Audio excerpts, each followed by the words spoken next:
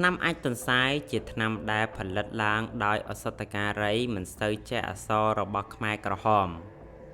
ថ្នាំអាចទន្សាយផ្សំចេញពីឫសឈើសម្បកឈើផ្សេងៗតាមការនឹកឃើញរបស់អង្គការខ្មែរក្រហមការផលិតថ្នាំពេទ្យដោយគ្មានការពិសោធន៍តាមលក្ខណៈវិទ្យាសាស្ត្រសុខាភិបាលបានធ្វើឲ្យបាត់បង់ជីវិតនិងខូចសុខភាពប្រជាជនអស់មួយចំនួនធំថ្នាំអាចទន្សាយជាថ្នាំដែលប្រជាជនកម្ពុជាបានដាក់ឈ្មោះឲ្យបញ្ជាក់ពីរូបលក្ខណៈនិងអសមត្ថភាពនៃថ្នាំលោកពូអុកឡៃអ៊ីមបានឲ្យដឹងថាមូលហេតុដែលប្រជាជនដាក់ឈ្មោះថ្នាំនេះថាថ្នាំអាចទន្សាយព្រោះថ្នាំទាំងនេះធ្វើឡើងពីឫសឈើព្រៃមួយចំនួនកិនឲ្យម៉ត់លាយជាមួយជ័រធ្នង់ពណ៌ខ្មៅរួចសូនជាគ្រាប់តូចៗមានសន្តានដូចអាចទន្សាយម្យ៉ាងទៀតថ្នាំនេះគ្មានប្រសិទ្ធភាពទេប្រៀបដូចជាលេបអាចទន្សាយហេតុដូច្នេះហើយទើបប្រជាជនកម្ពុជាហៅថាថ្នាំអាចទន្សាយថ្នាំអាចទន្សាយត្រូវបានអគ្គលេខាធិការបកកុម្មុយនីសកម្ពុជានិងជារដ្ឋមន្ត្រីទី1នៃរបបកម្ពុជាប្រជាធិបតេយ្យប៉ុល ពតប្រកាសឲ្យប្រើប្រាស់ជាផ្លូវការថ្នាំអាចទន្សាយត្រូវបានផ្សព្វផ្សាយឲ្យផលិតនៅគ្រប់មន្ទីរពេទ្យទាំងអស់ទូទាំងកម្ពុជាប្រជាធិបតេយ្យដើម្បីបម្រើផ្នែកសុខភាពជូនប្រជាជនដោយឥតលក្ខខណ្ឌទ្រឹស្ដីរបស់អង្គការខ្មែរក្រហមបានអះអាងយ៉ាងច្បាស់ថាយើងមិនផ្អែកលើបច្ចេកទេសទេយើងឈរលើគោលជំហរបដិវត្តន៍ដើម្បីកសាងប្រទេសអ្វីមិនបដិវត្តន៍មិនធ្វើពេទ្យសង្គមនិយមត្រូវកម្ចាត់កាកសំណល់ពីសង្គមចាស់កម្ចាត់ទស្សនៈសតិអារម្មណ៍គោលជំហរប្រើប្រាស់ថ្នាំសម័យសម្បូរបែបប៉ុល ពតបានបញ្ជាក់យ៉ាងច្បាស់ថាយើងត្រូវរៀបចំចាត់តាំងក្រុមស្រាវជ្រាវដោយរួមផ្សំវិទ្យាយើងរួមផ្សំចលនាជាក់ស្ដែងនិងពិសោធន៍សកលផងទោះបីរូបមន្តមិនតាន់ចងក្រងក៏ដោយក៏យើងអាចផលិតថ្នាំបានដែរយើងអនុវត្តគោលជំហរឯករាជ្យម្ចាស់ការខ្លួនទីពឹងខ្លួនខាងថ្នាំសង្កូវបងស្រីសុកកឹមអតីតនារីពេទ្យរបស់ខ្មែរក្រហមនៅខេត្តតាកែវបាននិយាយថាអង្គការឲ្យផលិតថ្នាំបុរាណថ្នាំអាចទន្សាយព្រោះអង្គការចង់ឲ្យប្រជាជនប្រើថ្នាំពេទ្យផលិតក្នុងស្រុកអង្គការមិនចង់ពឹងពាក់បរទេសម្យ៉ាងទៀតអង្គការនិយាយថាបើប្រើតែថ្នាំបរទេសយើងអត់ចេះផលិតថ្នាំពេទ្យប្រើដោយខ្លួនឯងឡើយទោះបីមានថ្នាំពេទ្យពីបរទេសក៏ដោយក៏អង្គការមិនឲ្យប្រើដែរអង្គការចង់ឲ្យឯករាជ្យម្ចាស់ការដោយខ្លួនឯងរូបមន្តថ្នាំដែលក្រសួងសុខាភិបាលនៃរបបកម្ពុជាប្រជាធិបតេយ្យបង្រៀនឱសថការីខ្មែរក្រហមឲ្យចេះផលិតជាអាចគឺថ្នាំគ្រុនក្តៅថ្នាំឈឺក្បាលថ្នាំឈឺពោះថ្នាំគីនីននិងថ្នាំខ្យល់ឧទាហរណ៍រូបមន្តថ្នាំបំបត្តិគ្រុនក្តៅគឺយកដំឡូងមីដើមកំបោរចិននិងដើមប្រមោយដំរីហាលឲ្យស្ងួតរួចកិនបញ្ចូលគ្នាឲ្យម៉ត់ទើបយកមកលុញជាមួយទឹកដើម្បីសូនជាថ្នាំគ្រាប់បងស្រីញឹមហានអតីតនារីពេទ្យនៅភូមិភាគ2ជាប់បានឲ្យដឹងថារូបមន្តធ្វើថ្នាំបំបត្តិគ្រុនក្តៅមានលក្ខណៈខុសៗគ្នានៅកន្លែងរបស់គាត់របៀបធ្វើថ្នាំគ្រុនក្តៅគឺយកដើមបណ្ដូលពេជ្រនិងគ្រាប់ស្លែងទៅលីងបុកច្របល់ឲ្យម៉ត់ជាមួយដំឡូងមីរួចទៅយកទៅលាយស្ករក្រហមតិចៗហើយបោះពុម្ពចេញជាថ្នាំគ្រាប់ដែលមានពណ៌សបងស្រីបន្ថែមថាថ្នាំទាំងនោះស័ក្តិសិទ្ធិឬមិនស័ក្តិសិទ្ធិគាត់មិនដឹងទេ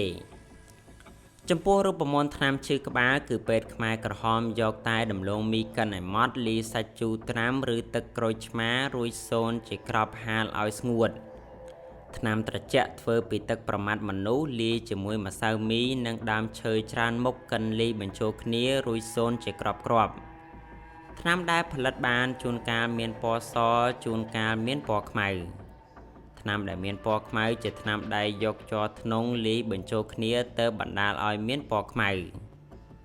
បងស្រីមីឋាននារីពេទ្យនៅមន្ទីរពេទ្យស្រុកត្រាំកក់ស្ថិតនៅក្រោមការគ្រប់គ្រងរបស់តាពូនគាត់ជាបុគ្គលិកធ្វើថ្នាំបុរាណដែលមិនចេះអក្សរតតែសោះប៉ុន្តែគាត់អាចផលិតថ្នាំជូនអង្គការបានបងស្រីបញ្ជាក់ថាកងឆ្លប់ខ្មែរក្រហមបានសម្លាប់មនុស្សនៅនរារួចបានបញ្ជូនប្រមាថមនុស្សណាដែលល្អមកឲ្យមន្ទីរពេទ្យស្រុកត្រាំកក់ជារៀងរាល់ខែដើម្បីធ្វើថ្នាំបំបត្តិគ្រុនក្តៅ នៅក្នុងសៀវភៅជំនុំជម្រះរបស់តុលាការប្រជាជនបដិវត្តន៍ខែសីហាឆ្នាំ 1979 សាក្សីឈ្មោះខឹមមេលីច័ន្ទអាយុ 37 ឆ្នាំបានឲ្យដឹងថាកងឆ្លប់ខ្មែរក្រហមវះមនុស្សទាំងរស់ដើម្បីយកប្រមាថធ្វើថ្នាំតាហៀងប្រធានឆ្លប់នៅឃុំស្អាងភ្នំនិងជាអតីតសង្ឃរាជនៅវត្តស្អាងភ្នំបានយកប្រមាថមនុស្សដែលទៅវះរួចមកបង្ហាញឲ្យបងស្រីមើលតាហៀងនិយាយថាប្រមាថមនុស្សដែលមានសុខភាពល្អគឺមានទឹកពេញឯប្រមាថមនុស្សមានសុខភាពមិនល្អមានទឹកតែកន្លះឬបន្តិចបន្តួចប៉ុណ្ណោះទោះបីពេទ្យខ្មែរក្រហមខិតខំសម្លាប់មនុស្សដើម្បីយកប្រមាថមកធ្វើថ្នាំព្យាបាលឲ្យអ្នកជំងឺយ៉ាងណាក៏ដោយក៏ថ្នាំពេទ្យរបស់ខ្មែរក្រហមពុំសូវមានប្រសិទ្ធភាពដដែលជួនកាលថ្នាំពេទ្យជាមូលហេតុបណ្ដាលឲ្យអ្នកជំងឺមានគ្រោះថ្នាក់ដល់ជីវិតដោយសារតែដាក់លាយគ្រាប់ស្លែងច្រើនហួសកំណត់នៅក្នុងកំណត់ហេតុប្រជុំគណៈអចិន្ត្រៃយ៍អៀងធិរិទ្ធរដ្ឋមន្ត្រីក្រសួងសង្គមកិច្ចនិងសិក្សាធិការបានរាយការណ៍ប្រាប់អង្គប្រជុំអំពីបញ្ហាដែលពេទ្យខ្មែរក្រហមផលិតថ្នាំពេទ្យពុំសូវមានប្រសិទ្ធភាពទោះជាមានរបាយការណ៍យ៉ាងនេះក៏ដោយក៏ប៉ុល ពតនៅតែបន្តជំរុញឲ្យពេទ្យផលិតថ្នាំឲ្យប្រជាជនប្រើប្រាស់ដដែលប៉ុល ពតបានលើកហេតុផលថាទោះបីជាថ្នាំមានប្រសិទ្ធភាពឬអត់ប្រសិទ្ធភាពត្រូវតែធ្វើតទៅទៀតដើម្បីដកពិសោធន៍លោកយាយអឿនវីតែនឹងបាត់បង់ជីវិតនៅក្នុងមន្ទីរពេទ្យព្រៃល្វាឃុំលីបូដោយសារតែថ្នាំអាចទន្សាយ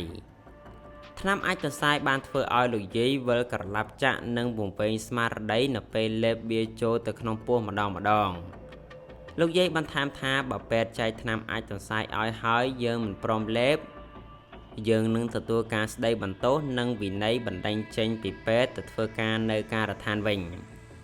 គាត់ខំត្រំលេបថ្នាំតាមបញ្ជារបស់ពេទ្យទោះបីដឹងថាថ្នាំទាំងនោះធ្វើឲ្យសុខភាពរបស់គាត់កាន់តែទ្រុឌទ្រោមក៏ដោយនៅពេលដែលថ្នាំមានប្រតិកម្មនារីពេទ្យបានយកស្ករត្នោតមកឲ្យគាត់ពិសាដើម្បីបន្សាបជាតិពុលរបស់ថ្នាំនៅក្នុងមន្ទីរពេទ្យគ្មានអ្នកជំងឺណាម្នាក់ចង់លេបថ្នាំដែលអង្គការផលិតដោយឫសឈើឬព្រៃនោះទេជួនកាលអ្នកជំងឺបានលួចយកថ្នាំទាំងនោះទៅបោះចោលតែម្ដងសមមិត្តក្រិនដែលជាប្រធានពេទ្យរបស់ខ្មែរក្រហមនៅដីឆ្នាំងភូមិភាគបច្ចឹមត្រូវស្លាប់មួយរំពេចដោយសារលេបថ្នាំអាចទន្សាយគាត់លេបថ្នាំចំនួន3គ្រាប់ផ្ទួនគ្នា3ដងព្រោះតែគាត់ចង់ឆាប់ជាសះស្បើយពីជំងឺគ្រុនញាក់ប៉ុន្តែក្រិនបែរជាស្លាប់បន្ទាប់ពីលេបថ្នាំភ្លាមនៅមន្ទីរពេទ្យខេត្តកំពង់ចាមស្ត្រីមានផ្ទៃពោះចំនួន3នាក់ត្រូវរលូតកូនភ្លាមបន្ទាប់ពីប្រើប្រាស់ថ្នាំបុរាណអាចទន្សាយរបស់ខ្មែរក្រហមដោយសារតែយកថ្នាំបុរាណធ្វើជាថ្នាំដបពិសោធន៍តាមបញ្ជារបស់ប៉ុល ពតទើបមានប្រជាជនជាច្រើនត្រូវស្លាប់បាត់បង់ជីវិតដោយសារការពិសោធន៍នេះបើតាមការសិក្សាបានឲ្យដឹងថាការផលិតថ្នាំបែបបុរាណរបស់ខ្មែរក្រហមធ្វើឡើងដោយគ្មានបច្ចេកទេសឬក្បួនច្បាប់ច្បាស់លាស់ឡើយអង្គការគ្រាន់តែប្រមូលតាសង្គមកិច្ចដែលចេះរូបមន្តថ្នាំបុរាណមកឲ្យជួយបង្រៀនពីវិធីធ្វើថ្នាំពេទ្យដល់បុគ្គលិកនៅតាមមន្ទីរពេទ្យប៉ុណ្ណោះតាពូនជាគ្រូថ្នាំបុរាណត្រូវខ្មែរក្រហមលើកបន្ទប់ឲ្យធ្វើជាប្រធានសង្គមកិច្ចប្រធានផ្នែកផលិតថ្នាំបុរាណនៅមន្ទីរពេទ្យស្រុកត្រាំកក់ដើម្បីបង្រៀនអំពីវិធីធ្វើថ្នាំដល់នារីពេទ្យដែលមិនសូវចេះអក្សរនិងខ្លះមិនចេះអក្សរតែម្ដងហែមអៀងអតីតពេទ្យរបស់ខ្មែរក្រហមនៅក្រុងភ្នំពេញបានឲ្យដឹងថានៅពេលដែលអង្គការឲ្យគាត់មកស្រាវជ្រាវនិងផលិតថ្នាំបុរាណខ្លួនគាត់មិនស្គាល់ដើមថ្នាំតតែសោះហេតុដូច្នេះហើយទើបធ្វើឲ្យការផលិតថ្នាំចេះតែខូចគុណភាពនិងខ្វះប្រសិទ្ធភាពក្នុងការព្យាបាលទោះជាប៉ុល ពតដឹងថាថ្នាំដែលខ្លួនបញ្ជាឲ្យផលិតពុំសូវមានប្រសិទ្ធភាពនិងធ្វើឲ្យប្រជាជនមួយចំនួនស្លាប់ក៏ដោយក៏ប៉ុល ពតនៅតែបន្តជំរុញឲ្យមន្ទីរពេទ្យទាំងអស់អនុវត្តនៅការផលិតថ្នាំឲ្យទាន់ផែនការដដែលថែមទាំងបានអះអាងថាមានរូបមន្តផ្សំថ្នាំពេទ្យជាច្រើនដែលអង្គការចងក្រងទុកជាសៀវភៅសម្រាប់ឲ្យក្រសួងសុខាភិបាលកម្ពុជាប្រជាធិបតេយ្យយកទៅអនុវត្តទៀតផង